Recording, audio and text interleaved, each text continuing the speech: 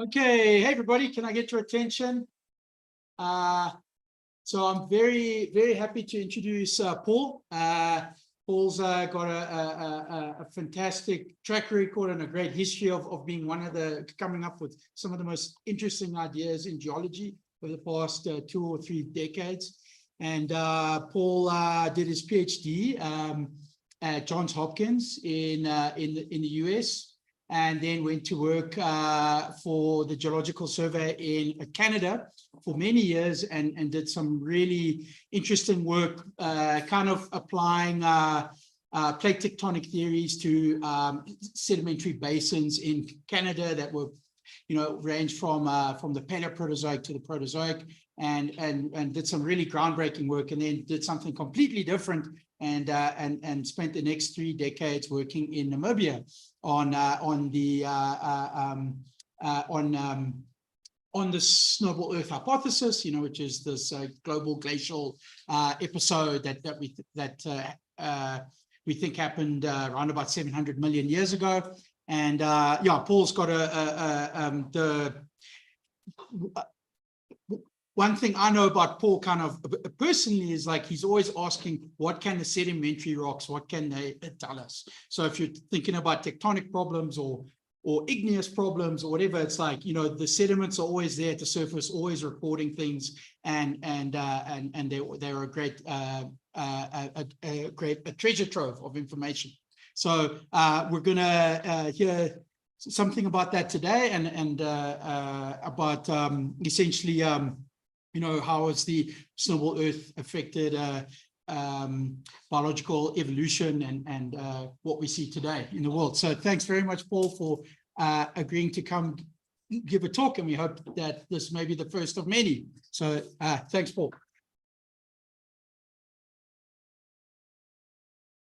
Thanks, Scott. That's a receptive introduction. It's a great pleasure to be back at Wits, and also for almost the first time in 3 years to be giving a lecture to someone other than my laptop. So what I hope to do today is to present an explanation, really a suggestion of an explanation, because it's going to need a lot of development, but a single explanation that addresses 2 problems.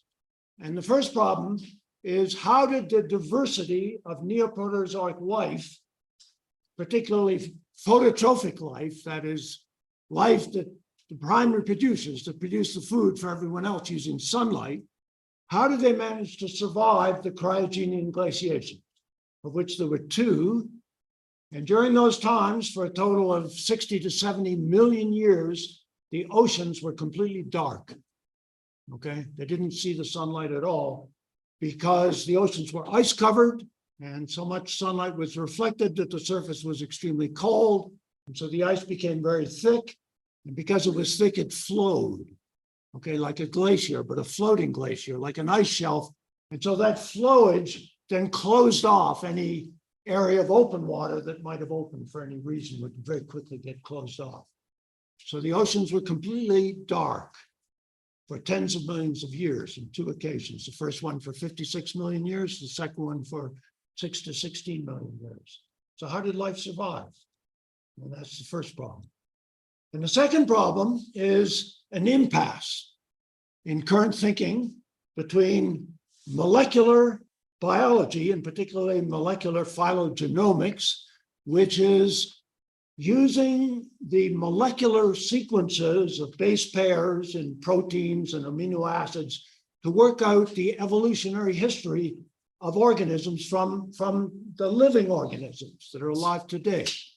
Okay? You can work out their evolutionary history by looking at the sequences of base pairs in proteins and amino acids. And there's a branch of this called habitat evolution. And that branch has concluded, or has inferred in recent years, that primary producers in the modern oceans, that is planktonic cyanobacteria, and the early algae, the red algae, the green algae, the glaucophyte algae, the major producers, that they evolved over most of their evolutionary history in dominantly freshwater environments. That's what they've included. And only radiated into the marine environments since the late Neoproterozoic, since the Cryogenian, since after the glacial periods. And the problem is, and the impasse is with paleontology, okay, because there is a fossil record of cyanobacteria, including planktonic cyanobacteria, and algae, red and green algae in particular, including multicellular algae in marine fossils that go back to over 2 billion years for cyanobacteria and well over 1 billion years for multicellular algae. So how can you reconcile that with what the molecular phylogenomic people are saying, that they were in freshwater before that time? And so I'm going to try to address both of those problems with a single tentative explanation. Well, that doesn't seem to be working. You have to click on the screen. Okay, now it's. So let's see if we can get slide 2. Oh, hang on. Okay. Let me just close this transcript quickly. There, there we go. Okay. So a little background about molecular phylogenomics. So back when I was a student, an undergraduate student, a French biologist named Emile Zuckerkandl got the opportunity to work with a famous American chemist named Linus Pauling in California. Zuckerkandl wanted to work on an organic compound called copper oxidase, which controls when crabs molt. This is an important research topic in France. But Linus Pauling said, no, it'd be too complicated. You'll have to work out the structure of copper oxidase. But I'll tell you what, we've already worked out the structure of hemoglobin. So why don't you look at the number of mutations, okay, there are various kinds of mutations, in these things within hemoglobin. And if we make some simple assumption that the mutation rates are uniform, that is uniform between different species, and constant, that means constant over time, we could compare the number of mutations that have occurred between different primates, chimps, gorillas, orangutans, humans, others, and we can work out a phylogenetic tree, okay, when the last common ancestor of chimp and gorilla occurred by relative to gorilla and chimp and orangutan by the proportional difference in the number of mutations that have accumulated. Okay, assuming that the mutations are accumulating at a regular and a constant rate. So if that branch point is known, for example, from the fossil record, then using these assumptions, you could predict what this branch point would be. And of course, as Linus Pauling pointed out, in principle, you could do this for all life. Okay, you could make a tree of all life, including microbial, using this approach. Okay. And although these assumptions didn't turn out to be exactly right, in fact, there are major deviations from it, because of the explosion of data, of sequencing data, and also much improved statistical analysis and treatment of the data and calibrations with the fossil record, we now, in fact, have a tree of life and of many parts of that tree in greater detail, extending back to most of the geologic time from living organisms. So this is the basic approach. Now, one person who is particularly interested in the evolution of cyanobacteria is Patricia Sanchez-Baracaldo at the University of Bristol on the west coast of southern England. And she is one of the ones who's worked on both the phylogenetic tree and also the habitat evolution, which is a procedure where you look for correlations between habitat, okay, freshwater or saltwater, for example, and sequences, gene sequences, okay? And using that to map the habitat onto a phylogenetic tree. So, for example, here is a tree, phylogenetic tree, younging upwards, and these are the species from which the data come from. You don't need to read that, but these are cyanobacteria, and these are the archaeplastida. That's the glaucophyte algae, the red algae, and the green algae. There are two main groups of green algae: the chlorophytes and the streptophytes. And all land plants are evolved from the streptophyte green algae. Now, the colored dots here at each one of the branching points shows the habitat that is inferred for each one of these branch points. And the striking feature here is that all these early branching points here appear to be dominantly freshwater. These are actually pi diagrams, so the proportions. A little bit of blue in there, in that one and that one, not in this one, but dominantly they're orange, okay, indicating freshwater. And then above this level here, which represents some age, all of a sudden, a lot of blue stuff, a lot of blue dots start appearing. And this is the radiation into marine environments that are seen, for example, in major groups of cyanobacteria, including nitrogen-fixing cyanobacteria, the picocyanobacteria, the little ones, half a micron in size, prochlorococcus, which is responsible about 12% of global organic productivity. They dominate in the modern gyres. And then here are the chlorophytes dominant marine, but not exclusively, and the streptophyte algae, which are exclusively freshwater. And as I mentioned, give rise to all land plants. So now, what is the age of that when the marine invasion comes? So here's a molecular clock. Here are the ages here. Here's the cryogenian back in here. And these dots here represent the last common ancestor of major groups of modern marine planktonic cyanobacteria. By planktonic, as living in the surface ocean, utilizing sunlight to fix carbon. And as you can see, these branch points here are, pretty much in the cryogenian or shortly thereafter. So major radiation of the modern marine forms seem to be associated with the late Neoproterozoic. Now, Patricia and her co-authors here speculated in this particular paper that this was related to the onset of nitrogen fixation, which is of course, the limiting nutrient on short time scales in most environments in the modern ocean. And cyanobacteria are prominent in nitrogen fixers. And they speculated that this represented the onset of nitrogen fixation. So before this time, the oceans were not very suitable for cyanobacteria or for algae. Now, the problem with this is that there are pre-cryogenian fossils of cyanobacteria that have structures, specialized structures that look very much like the specialized cells which modern cyanobacteria use for nitrogen fixation.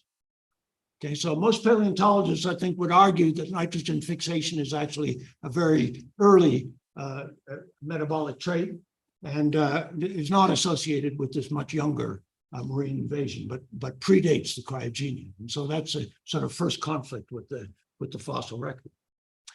And then as far as the archaeplastids are concerned, the red and green algae primarily, we know from beautifully preserved fossils that are just over around 1 billion years old, that we have excellent examples, beautiful preservation from Northeast China here of multicellular green algae here, and then multicellular red algae here from Arctic Canada.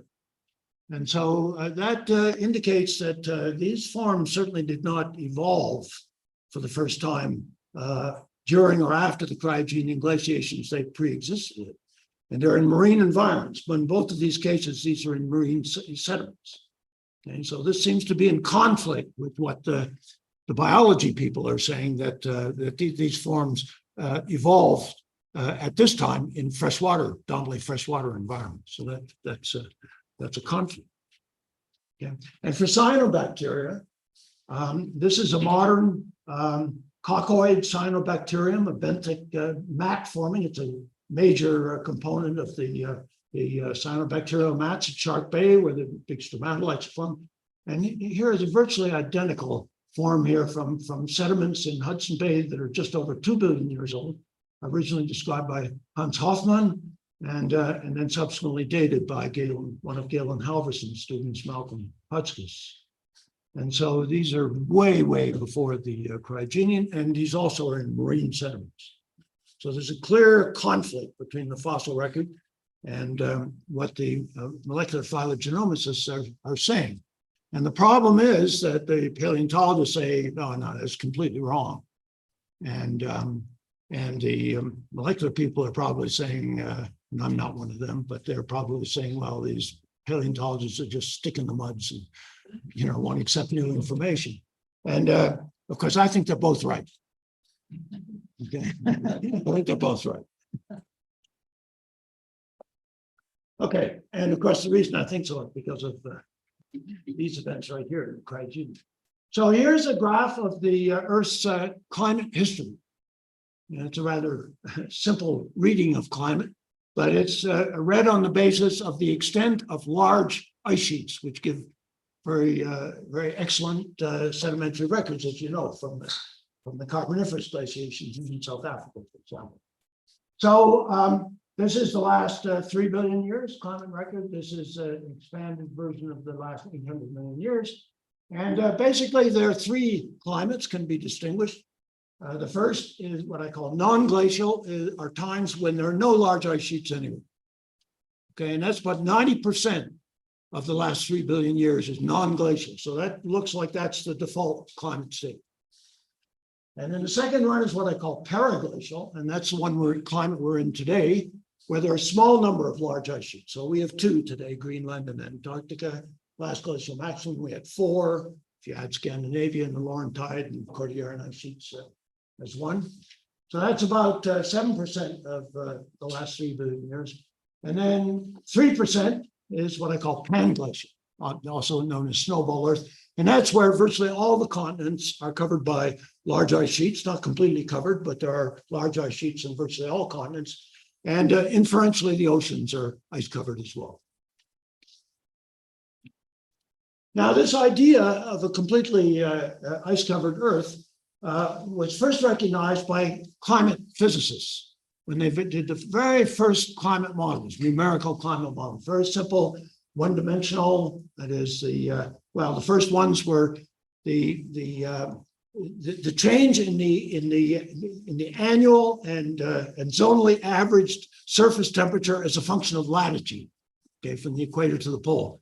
And they said, let's try to write an equation to satisfy the observed curve. And then because the equation has the solar constant and how strong the sunlight is, then we can use that as a dial to turn it up or turn it down, make the sun brighter or dimmer in the equation, which would be equivalent of changing, for example, the greenhouse gas content of the atmosphere. And what they found is that there are 3 stable states the Earth could be in under identical conditions. Under the present conditions, we could be in this state, which is the state we're in. So this would be like the last glacial maximum. This would be today. But there's another state, we could be here. And this is where we're headed, okay, in the Anthropocene. And then there's this state here, okay? And what they found was that you can't go smoothly from this to here, or from here to here, you jump. Okay, and the reason for this, and this is robust, this is not so robust, it depends very much on polar geography, but this is a very robust. So the problem is that as the polar ice sheets get bigger and bigger, more and more sunlight is reflected, and so it gets colder and colder, and you reach a point, a critical point, where that feedback becomes stronger than the forcing, and you can't stop it. And the ice advances on its own all the way to the equator until the polar caps meet at the equator. And then you're locked in. Now, of course, these climate physicists never believed this could have ever happened because there was no way they knew to get out of it. And because you have to increase the solar forcing by 25% approximately to overcome the very high albedo, that is the amount of the sunlight that's being reflected. So when you have this white surface, 90%, well, 60 to 90% of the incoming sunlight is reflected and lost. Whereas in this state here, 90% of the incoming sunlight is absorbed by you. Okay. So in the snowball state, here's a quick summary of what happened. So this is the ice. Okay, this is the ocean. This is the atmosphere. And this is the ice, as you can see, 800 meters thick. It's very thick and it's flowing. The arrows indicate the flow. The ice consists of 2 components, frozen seawater, which freezes on at the higher latitude and then melts at the low latitude. Okay, and the reason for that is the flow causes the ice thickness to be nearly uniform. Okay, whereas it's much warmer at the surface at the equator than it is at the pole.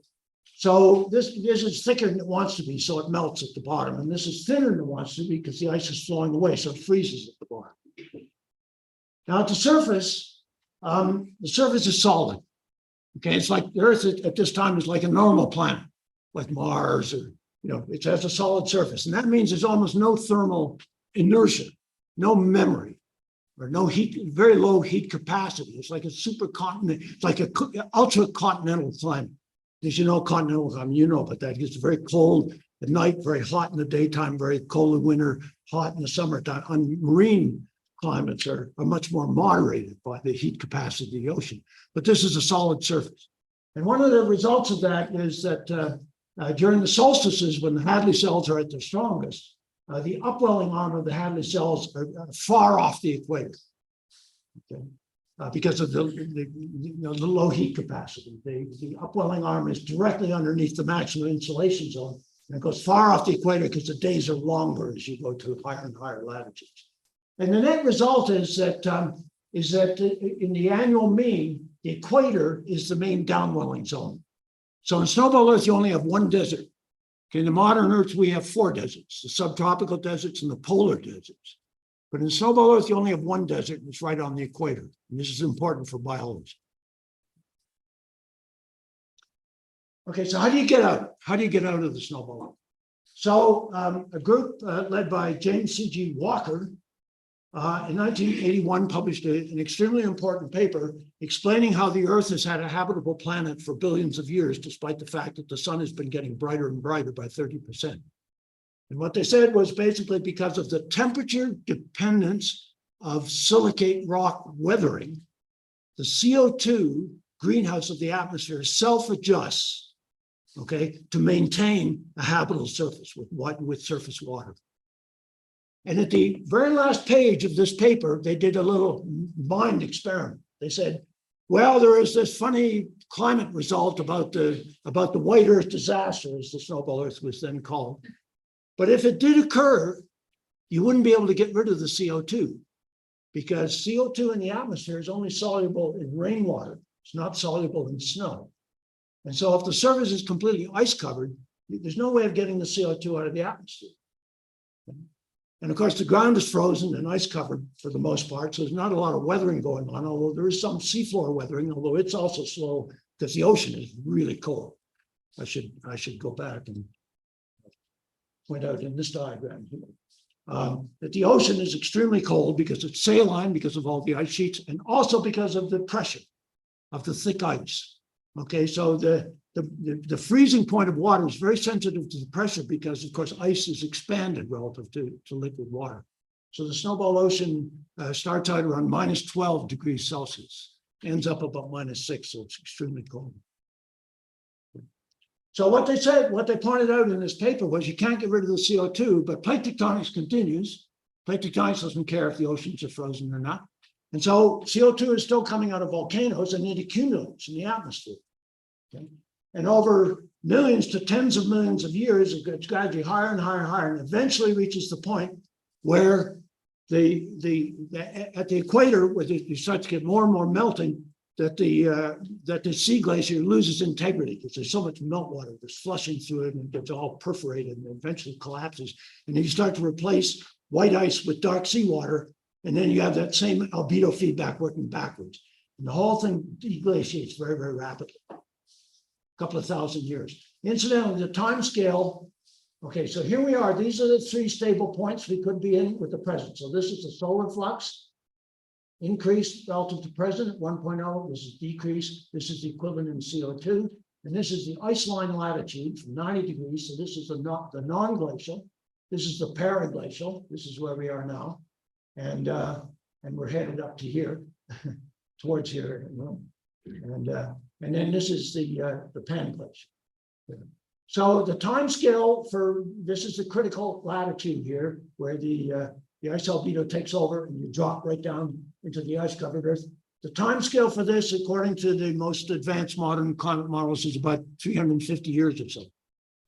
Okay, there's not very much time for organisms to evolve, to adapt to a completely ice covered ocean. I don't think there's going to be much adaptation. So this is a beautiful idea here in theory because it makes predictions that the onset of the glaciation should be synchronous at low latitude, all around the Earth. The deglaciation should be synchronous everywhere. The glacial period should be very long-lived. Okay, millions, tens of millions of years, because you have to build up so much CO2. It builds up very slowly. And then the deglaciation. So the glacial, the pan-glacial period should be followed by the hottest climate the Earth's ever experienced, because you have a low albedo, because it's no ice, but you have this extremely high CO2, which takes up to 10 million years to be consumed by silicate rock weather. Incidentally, there is a stable state in climate models called the water belt state with a very low latitude inclination, but you can't get there from any other state. Okay, you can. It's stable in a climate model if you started there, but you can't get there from, say, the present or from here or here. So it's not. It has no geological relevance, it appears. So here's a scenario. If it gets colder for some reason, and you get to this unstable point, the snowball instability, and you drop into the snowball, everything completely covered. It takes a while for the continents to get build up ice. And the temperatures rise very rapidly at first, but then they slow off because remember the CO2 greenhouse has a logarithmic relationship to temperature. Okay, you have to double the CO2 for every increment of warming. Okay, and as the CO2 gets larger and larger, it takes longer and longer to double it. Okay, so yeah, and so the temperature rise starts off very rapidly, and then becomes strongly nonlinear. Okay, and so the snowballers could vary significantly in duration, you know, with only very minor changes, say, in the albedo, in the ice albedo. But the implication is millions to tens of millions of years, the prediction. And then here's the deglaciation. You get rid of all the ice, very warm period, and then back to normal. So that's the cycle. And there's geological evidence that this happened twice. Now, this theory was worked out, I think, because of this Precambrian paleobiology research group in the 1980s and 90s, which was run by Bill Schopf at UCLA. I was not a member of this group, but some key people out there were. And this is James C.G. Walker. This is his student, Jim Casting, and they were the two people that wrote that paper about how you get out of snowball Earth, that mind experiment with the CO2. Incidentally, Jim Walker was raised and educated in South Africa, although his career was mostly in the US. Joe Kirschvink was the first person to apply this concept to the geological record in the early 1990s, in 1992. And I think he was strongly influenced by these two people here. Nick Pincus, you certainly know, Case Klein also was an iron formation expert. And Joe Kirschvink was very impressed by the presence of iron formations in the earlier of the two Cryogenic glaciations. So I've pointed out that the theory is wonderful because it makes predictions. And those predictions can and have been tested. And here's the prediction about the timescale of the glaciation and the synchronity of the onset and offset. So here's a timescale here. Okay, I don't know what this is. Here's the timescale. And these little boxes here are these boxes here, and they show the maximum and minimum constraints, rhenium, osmium, uranium, lead, for the onset of the first cryogenic glaciation, so-called Sturdium. And as you can see, it's about 717 million years with about 1 million years of wiggle room. And the termination is here, with about 2 or 3 million years of wiggle room, around 661, 663, somewhere in that range there.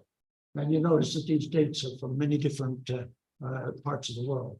So it looks like the Sturdian glaciation lasted about 56 million years. Okay, now that's longer than the entire Cenozoic. That's from like sometime in the late Cretaceous to present. The oceans were dark. This is problem. Marinoan, the termination is nailed at about 635.5 in many different areas. The onset is still a bit fuzzy.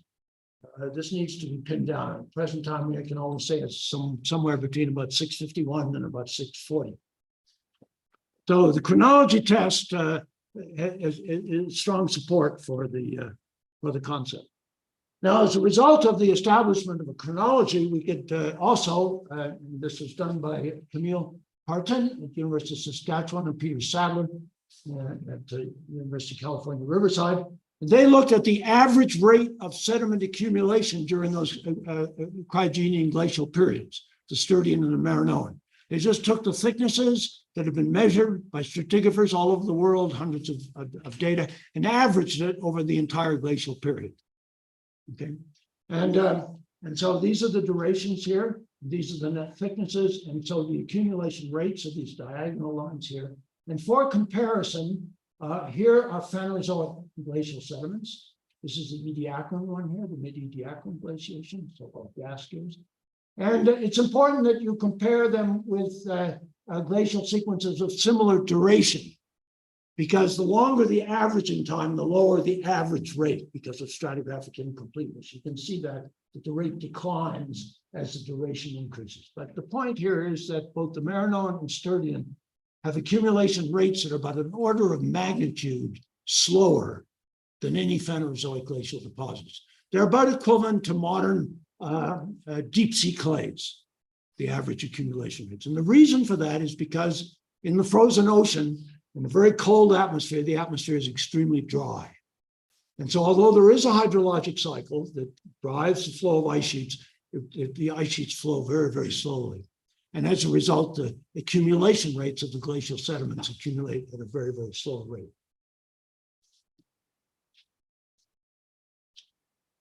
Now, here are two paleogeographic reconstructions for the beginning of the Sturtian and the end of the Maranon, so 635 and 717, by James Lee and co-authors, Galen Halverson in the audience. But these are paleomagnetically constrained by very robust paleomagnetic poles for Laurentia at the beginning of the Sturtian from the Franklin Large Igneous Province, which is right here, straddling the equator. And then for the Maranon, there are paleomagnetic data for Amazonia, South Australia, and South China that constrain this paleogeographic reconstruction. Now, the stars represent the well-established glacial or glacial marine deposits and the context of those glacial deposits as to whether they're associated with dominantly clastic successions or carbonate successions are shown by the colors. And I'm excluding cap carbonates. That these are peculiar sediments that occur in the snowball aftermath, but they extend to very high latitudes. So I've excluded those. These are the background sediments that occurred before the glacial deposits. And as expected, you can see that the yellow dots occur at all latitudes, but the blue dots occur only equatorward of about 35 degrees. And that's exactly the range of thick carbonate platforms and reefs in the modern world. And that's controlled by the temperature dependence of carbonate saturation in seawater. Okay, so whenever you have thick carbonate deposits, particularly non-skeletal carbonate deposits, you know you're in the warmest part of the surface ocean. And so I'm a carbonate person. And so that was very impressive to me that you had grounded ice on marine carbonate platforms where there were no mountains. Okay, no mountains from which glaciers could descend from frigid heights. And so, to my way of thinking, if you had grounded ice sheets on carbonate platforms like the Great Bahama Bank, colder areas must have been frozen as well. And so that's one of the reasons why I was an early advocate, because of this relationship, which I think has not been stressed enough. Okay, so is there not enough time for life to evolve or adapt to this rather dramatic and rapid change in condition, principally the darkness of the ocean? What happened? Well, I think that the most likely thing is that alpine and polar ecosystems, which presumably have existed throughout geologic history, because it's always cold at the poles in winter, okay, and there have likely always been mountains that projected above the snow line. Okay, like Kilimanjaro or Ruwenzori. Ruwenzori is right on the equator, has a glacier on it. Those have always existed, and they're pre-adapted to these cold glacial and periglacial environments. So I think what happened is that they simply advanced to the equator along with the ice margins, right? And they said, wow, this is getting better. Our habitat's getting bigger and bigger, and the winters are getting milder and milder. And so they moved to the equator into this dark area here. And it's dark because it's the ablation zone. So come to in a minute about why it's dark, because of dust, and also because this is the ablation zone. There are areas on land. So I want to describe, there are a number of alpine and glacial ecosystems in the world today that have been studied by ecologists. And I would like to and it's important that there are many, because we have to explain the diversity of Neoproterozoic life, which after all give rise to Phanerozoic life. I will describe two, and one is marine and one is terrestrial. Okay, so we know from the geological record that even at the height of the Sturdian glaciation, there were areas of the continents where land was exposed, wasn't completely ice covered, and that's important as a place where dust can be generated. Okay, so for example, this is a permafrost exposure surface on land. So these are sand wedge polygons, and they're related to the seasonal thermal expansion and contraction that you get in permafrost regions as a result of the seasonality. They don't occur if you have an ice cover, okay? Because the ice cover, it averages out the seasonal variation and also makes it warm, because the ice serves as a blanket. And even in snowball, you have lots of meltwater at the base of the ice, because the ice adjusts to the geothermal gradient, so it's getting warmer with depth. But when there's no ice there, then of course in snowball, it's very cold, and there's very strong seasonality because of this, this low heat capacity of the solid surface. So you get lots of these. So here, this is Tony Spencer. He documented 13 successive till sheets in the northwest of Scotland in the Sturdian, which have these sand wedge polygons at the surface, showing that you had an ice advance, that deposit till, and then ice withdrew. Okay, made permafrost, sand wedge polygon, advance, withdraw, advance, withdraw. Probably obliquity force. The ice sheets in the pan-glacial environment are sensitive to orbital forcing. So if you've ever worked in a glaciated area, it's a very dusty place. Okay, because the glaciers are very good at grounding up, rock and making the rock powder, rock flour, loose. Okay, and so in any area of active glaciation, whenever the wind is blowing, and remember the ablation zone in snowball is at the equator where the Hadley cells are very strong. So there's strong surface winds in snowball. So there's going to be lots of dust, and this dust is fertile because it's grinding not weathered rock but fresh rock, because it very quickly gets rid of the laterite.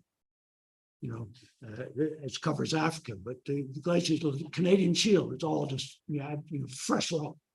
The weathering horizon's about that thing. The Canadian Shield.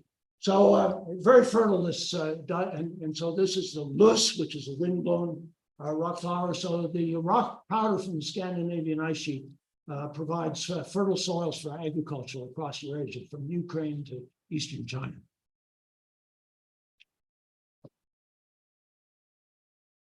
Now, dust falls on glaciers and also on that, what we call the sea glacier, the floating ice shelf. But in the accumulation area of the glacier, it gets covered with snow.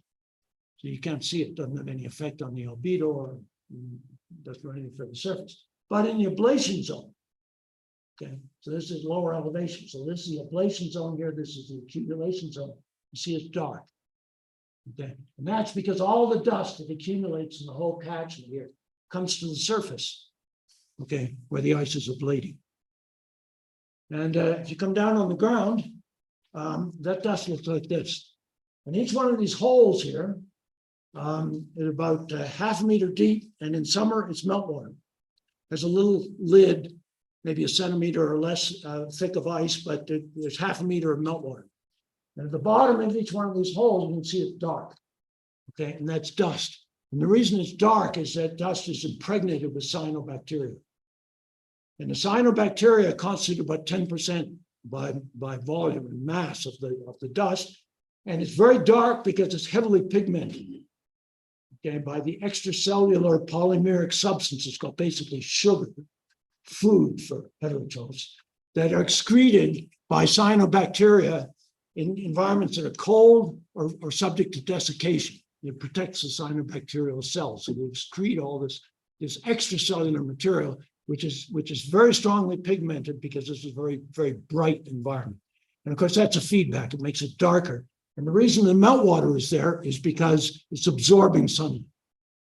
Okay, and allowing for meltwater to develop even when the air temperature is well below freezing. And so, of course, in the case of the snowball and the sea glacier, the cryogenite would accumulate here, would come to the surface here, would accumulate globally, but would come to the surface here near the equator. Okay. Now on glaciers, because the surface slants and fairly well drained, you just get these holes. But on ice shelves, modern ice shelves, this is in Arctic Canada, this ice shelf has now disappeared, which broke up in 1912, 1913. Sorry, 2012, 2013. It happens all the time. The drainage isn't so good, and so these holes become lakes or pans.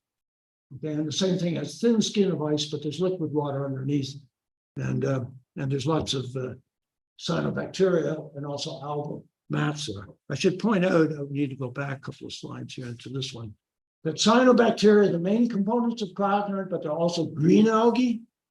Okay, so this is eukaryotic algae, and there are a number of heterotrophs, fungi, protists, and even some metazoans, in 3 classes of metazoans, nematodes, tardigrades, and rotifers. So this guy, Warwick Vincent, who's a New Zealander who worked for about 25 years along with his wife Connie in the McMurdo dry valleys of Antarctica, and then for the last 20 years or so he's been working in Arctic Canada, said already in 2000 that this kind of environment is where life and phototrophs in particular survive snowball Earth. And I should have paid more attention to his papers because I think he was right, absolutely right. Okay, so that's the first environment. That's one of the main marine environments, and that's a freshwater environment because those organisms are living in meltwater. That's freshwater. Okay, and they've been living in freshwater for hundreds of millions of years because remember they were polar alpine ecosystems that in snowball Earth moved to the equator, and they survived. Okay, on land. There are a number of environments also, and I'm going to discuss one. And these are the ice-covered lakes, and this is one of the ice-covered lakes in Antarctica. These lakes are fed by meltwater from adjacent glaciers, and they undergo very, very strong sublimation, that is direct conversion of ice into water vapor, because they're katabatic winds, the winds that are flowing down off the ice sheets and get warm and dry because of the increase in the pressure, and they cause very intense sublimation. And as a result of that, the water underneath is hypersaline. It starts as meltwater, but it becomes hypersaline because of the sublimation. And as a result of the salinity, the ice is pretty thin. So here's another one of the lakes in the dry valley. This is Lake Vanda.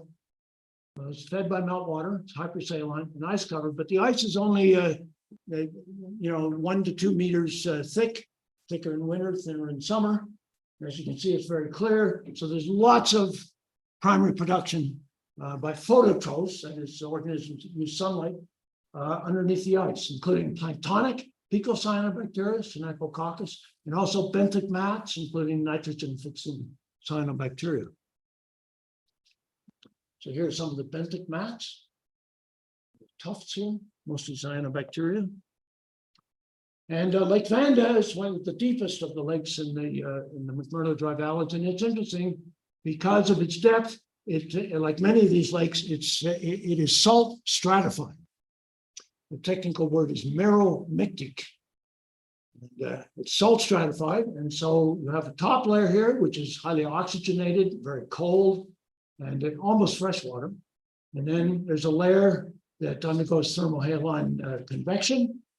And then there's a chemocline, and then there's deep water here, which is completely without oxygen. It's euxinic, it's sulfidic, and it's hypersaline, so it stays at the bottom because it has high density, and it is very warm, 24 degrees C, just from absorption of sunlight, because it's trapped at the bottom. And so it absorbs in, get warmer and warmer and warmer. So this is the temperature profile, this is the salinity profile. And the reason this is important for the survival of life is that there are different planktonic and benthic microbial communities in each one of these layers. Okay. So these have very rich diversity. Interestingly, the maximum, organic fixation, maximum chlorophyll counts are right down here. Despite the fact that the light is extremely dim here, these are the most nutrient-rich waters and are also the warmest.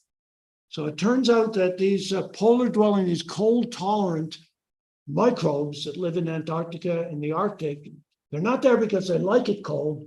In experiments, they all grow faster if it's warmer, but they are cold tolerant. They can survive there, but they would prefer it to be warmer. So they're poised for the snowball aftermath. Okay, so just to summarize these, the existing, the ambient polar alpine habitat diversity, I've listed 4 different ones here. These are 2 we've talked about: the cryoconite pans, the meromictic lakes, also sea glacier crack systems, because the sea glacier is moving all the time. So along grounding lines, there are crack systems, but the light is pretty dim because the cracks are very deep, but the waters underneath are extremely fertile because there's no organic activity going on in the snowball ocean. And so, of course, the nutrients build up. It's just like, even greater than the Southern Ocean today. It's very, very nutrient rich because the limitation is light, not nutrients. And then terrestrial hot springs. Now, the point of this slide here, if we can get rid of this thing, I don't know, I seem to be in some kind of control. It's like having, anyway. You can see that in terms of the major, aspects of the ecology, the temperature, the light intensity, the salinity, the nutrients, the redox, they're all different. And the important thing is that there's a lot of diversity in these polar alpine ecosystems. And that's important because when this is over, of course, all of these organisms, that are living in the cryoconite and are living in the ice-covered meromictic lakes and hot springs, whatever, when the snowball's over, they all get dumped into the ocean. Okay, and then there's going to be the big sweepstakes. Okay. And so, of course, the cyanobacteria, which are masters of heterotrophy, that is living where nutrients are poor, because cryoconite doesn't have a lot of nutrients. The only sorts of nutrients is the dust. They take over in the gyres, and then the algae are mostly in the coastal, the nutrient coastal areas, and in the polar oceans, which are rich in nutrients. So in the aftermath, these polar alpine ecosystems that survive the snowball Earth, they suddenly have the entire ocean to radiate into. And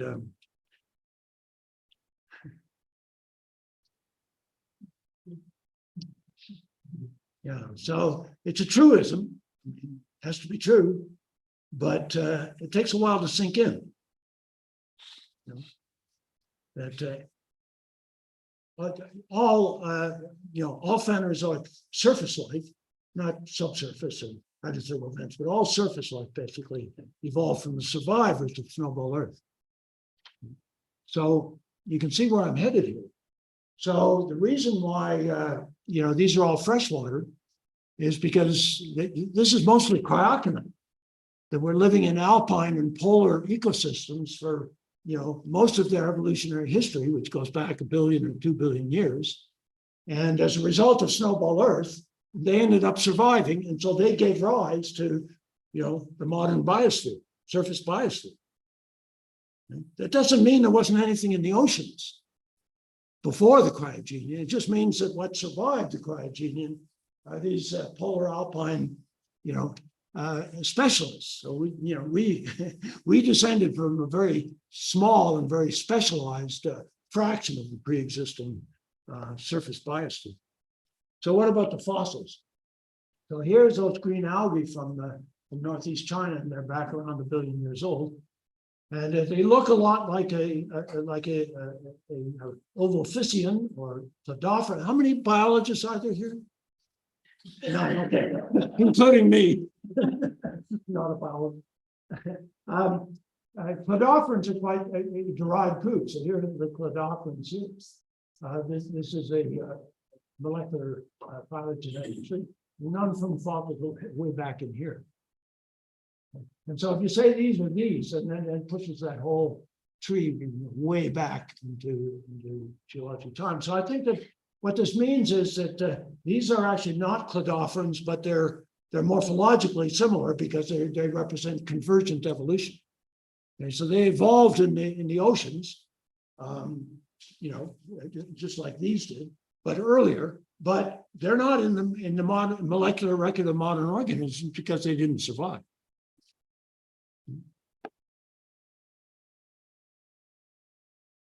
So if you didn't survive the snowball Earth, you're not, the only record of your existence is from fossils. So that makes the fossils actually more valuable because it's the only way we can understand what was going on in the marine world before the cryogenian is from the fossil record. It's inaccessible to molecular phylogenetics because molecular phylogenetics only gives you information about the clades that survived, which are really not representative at all of the pre-cryogenian world, only of these polar alpine ecosystems. Okay. So a lot of things evolved after the cryogenian, but there's a lot that came before that we know about from the fossil record and only from the fossil record. That's all fossils, including molecular fossils. Okay, so that's my story, and as I say, it's a hint of a direction to understanding these two problems: how life survived the snowball Earth, and also how we can reconcile the molecular phylogenomic and the paleontological records by saying they're both right, and there's not a contradiction between the two. And I'm working on a textbook at the moment about snowball Earth. It's about 2/3 of the way done. And I hope to submit it in the next 6 or 7 months or so.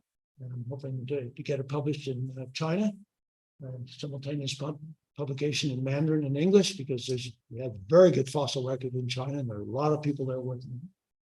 And I call it Snowball Earth in 4G, because it combines geology, geophysics, climate dynamics, geochemistry. I wouldn't talk much, but there are a lot of geochemical tests of the snowball hypothesis, and most importantly, geobiology. So that's my spiel. And do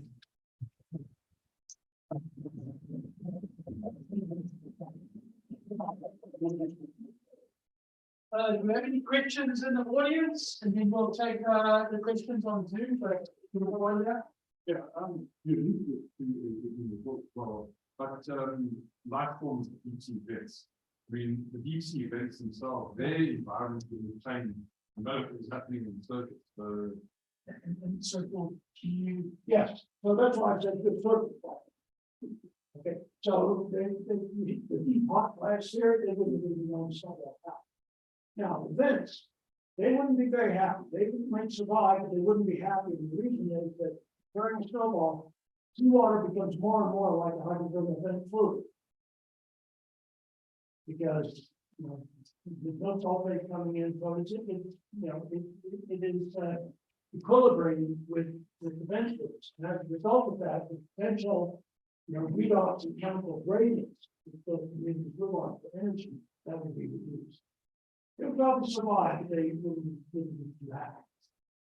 certainly, there was also be the first to then branch out post snowball, and now have an enlarged.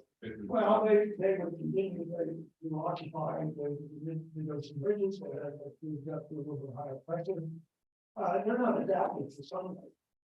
And remember that sunlight provides many thousand times more energy than geothermal. So hydrothermal vents are there, and they're interesting, but they're not really important in the general scheme of things of climate reduction. Not with food.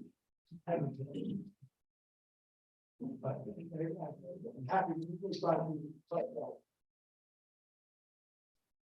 Look, in the beginning, I saw you said there was a time period where you had the critters, the creatures, the algae and the bacteria, and there was a period, an older period, whereby they were very happy to stay in freshwater environment, and then they evolved or changed and they decided to go into the oceans.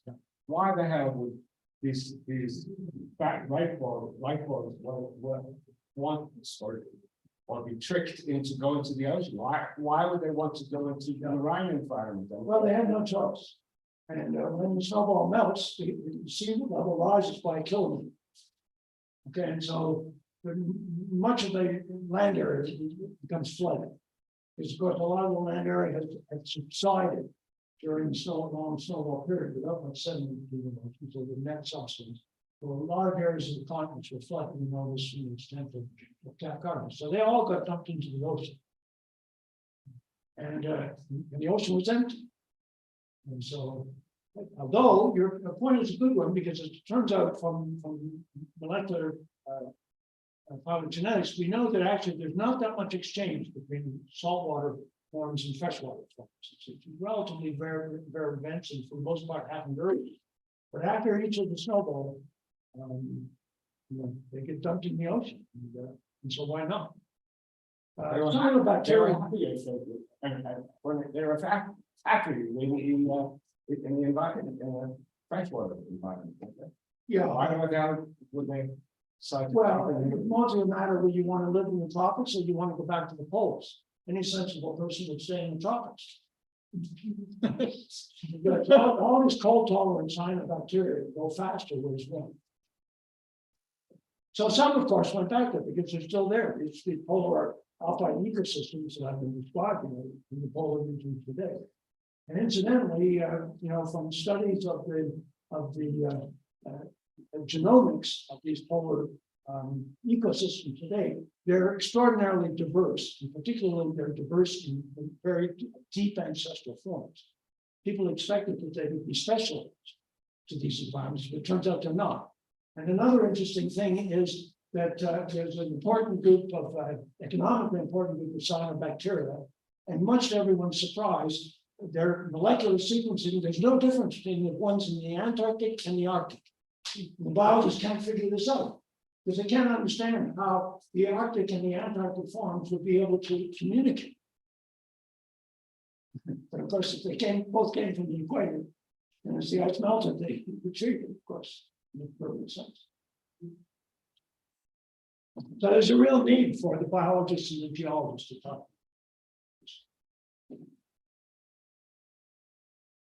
Yeah, good one, Chris. I want to ask about the one that you did most of the areas inside of the country. Oh, okay. Speak loud. Yeah. I wanted to ask about the one that you created. So why are the terrestrial areas inside of each continent? Does it have to do with maybe period time or That's because of the trade winds. Now that's just my guess. No, so I'm assuming that the water vapor that feeds the ice sheets is being carried by the surface winds, which at low latitude are trade winds, easterlies. And so that the more ice would tend to accumulate on the eastern sides of the continents, and then the western, the downwind sides would be in a snow shack, let's call it that. Another question. I wanted to ask if there were any like paleomagnetic studies that were done for the magnetic force that were found on top or below the diamond sides. Yeah, so for the Sturdian one, the paramagnetic data that you're asking about comes from a large igneous fund, which is a stack of basalt flows and gabbroic intrusions, and very strongly magnetized in over 70 sites. And they show that large igneous complex, which erupted pretty much on the stratum of the plate. Okay. Now, for the Marinoan ones, there are three, and I guess two of them come from this cap carbonate, which I didn't talk about. These are the layers of two very extensive layers of carbonate that the characteristically directly on top of the Cryogenic Glaciation project, the only project. And so the magnetic susceptibility is mostly carried by the platelet hematite, in those deposits. And the other one, so, oh, in South Australia, it's actually from the Maryland glacier deposits in South Australia. There's an interval of 1 minute to that's good.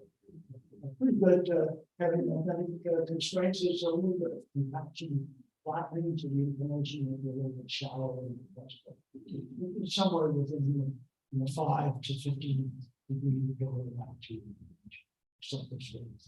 We've got one over here. Was volcanism affected by the snowball Earth in the sense that the rate of volcanism? Yeah. Probably was. So you know from Iceland, for example, that during the glacial period, there was the eruption of some of that, and it was a little bit different, and during the deglaciation, there was an increase. So that helped the rate back? Yeah, and so you would expect then that we're if the so-called deglaciation, there might be a feedback that additional matters, but the CO2 is like a tenth of a bar. That's 100,000 ppm. So when you have so much CO2, it takes a lot to double. Of course, volcanic activity is responsible for building up. It takes a long time. I don't think individual volcanic, but you would expect it to be increased. And the albedo from the dust? Well, the problem with the albedo and the dust is that the areas of accumulation quickly gets covered by snow. But it does accumulate the glacier zone. So volcanic dust is a component of the biology. And there are volcanic passages within the glacier. My prediction would be that we're all off to the glacier zone. But they could have been erupted anyway. They would be transported by the two glaciers to the glacier zone. And because of the saw all these ponds, those ponds drain to Moorland. Moorlands are cracked and open up because of the peak capacity of the meltwater from people climbing down and go to YouTube. It's not the Moorlands. No one falling. So that drains it actually is very important because the dust gets cleansed by this drainage. So the stabilizing feedback, the more melting you get, the more pregnant you get, cleaner the ice reduced significant feedback. And also the cryogenic that's everything organic. Because the ocean is very cold, the electron separated, sulfate, and reduced. The organic matter level gets buried, and that's the source of life. And otherwise, so much would disappear. It didn't go at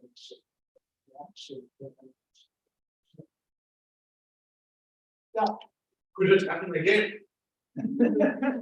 That's the last chapter of my book. So the model suggests that if the Cretaceous Tertiary impact occurred today, it would make a snowball Earth. And the reason is because the ocean is so much colder than it was at the end of the Cretaceous. Okay, the mean temperature of the ocean is 1.5 degrees at the end of the Cretaceous, more like 10 degrees. So it's not, not beyond the realm of possibility. Now, of course, the sun is getting brighter, which doesn't make it easier. And we really don't yet understand why there were 2 snowball events that occurred in rapid succession. Because they're rare in history, you would think logically that it would be a rare event that caused it or a rare conjunction. And yet there were 2 of them in a row. It's only about 10 million years between. And so that suggests it was something about the ambient conditions at that time. And we don't really know what that was. We have ideas about what caused the sturgeon, not so much about the Marinone. But the cause question is, I think, unresolved. Okay, if there's none, oh, we've got one more question. Initiation of modern farming. Well, again, if there wasn't like economics at the very beginning, we could still get it from all the wood and the 70%. Now, I think that it's pretty solid. Very simple, one that at least you not what it does. And I would say you place it on again very early. Okay. The idea is to go back in time and do something different. Primarily European custom, the land for someone water and you go stand in custom, see how you can put it temperature. And now I know the paper many years ago now. I was working with knowledge, one of that for the ocean and custom, one that 20%. It becomes it has a standard geology like comment. So you see the design of the other custom, and then that makes it easier. And make it points. So yeah, and of course, I think the diamond. I think the evidence from diamonds, the stable isotopes of the diamond itself and the sulfur and oxygen isotopes of the inclusion were very clearly that native rocks are usually aggregate.